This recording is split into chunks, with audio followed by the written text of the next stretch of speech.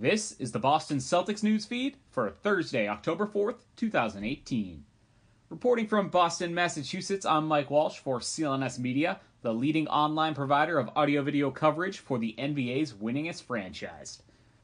Welcome in, everybody. It's a slow day in Celtics Nation with still another 2 nights to go before Boston retakes the floor for its final preseason game. That contest is on the road, scheduled for Cleveland Saturday night. But there are some items around the league to get to. Before I do that, I want to take a quick second to remind you that today's newsfeed is brought to you by Simple Contacts. I use them, and they are the best and easiest way to renew my prescription and reorder my brand, AccuView 2s. Head to simplecontacts.com and use promo code CelticsBeat for $30 off your first order. That's simplecontacts.com, code CelticsBeat. The big story of the week has been Jimmy Butler's trade request from the Minnesota Timberwolves. The leading suitors appear to be Miami, Milwaukee, and Houston.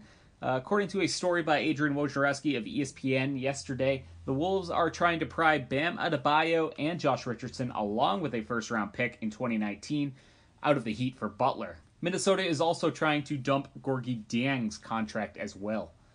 Butler has not been with the team this preseason while rehabbing from a wrist surgery, but it does appear that he will play out the season with the Wolves if no deal is reached. He apparently has no plans to miss regular season games if he's healthy, and Tom Thibodeau is going to be trying heavily to get him back involved with the Timberwolves this season.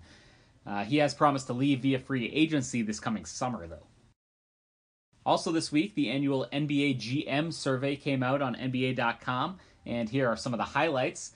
The league's executives voted Boston tied with Houston as the second most likely NBA champion, with 7% each. Golden State is an 87% favorite. The Celtics did get 90% of the top vote in the East, with Toronto getting the other 10%. The GMs do also appear to hold Brad Stevens in high regard. He finally unseated Gregg Popovich as their pick for best head coach. He got 47% of the votes, while Popovich got 30%. Stevens was also the top man for in-game adjustments and the second-best defensive schemes behind Quinn Snyder of Utah. Jay Larranaga was tied for third as the best assistant coach with 7%. Kyrie Irving did receive votes to win MVP, but he's not in the top 4, which was led by LeBron James with 30% of the vote, and Kevin Durant with 27%. Elsewhere for the Celtics, Jason Tatum is the second most likely to have a breakout season, tied with Brandon Ingram of the Lakers at 10%. Jamal Murray of Denver received 20% of the votes. Kyrie Irving and Chris Paul share 10% of the top point guard votes behind both Steph Curry and Russell Westbrook. Al Horford received some votes for best center, but was not in the top 3. Oddly enough, Anthony Davis was voted as the top power forward and the top center. Horford was also voted as the league's 4th best leader. Marcus Smart got some votes as the most versatile singular defender in the NBA, and Boston was picked as the second best defensive team with 34% of the vote, behind only Utah's 45%. Luka Doncic is the pick for Rookie of the Year with 43%, but Boston's young core was voted as the second most promising behind Philadelphia.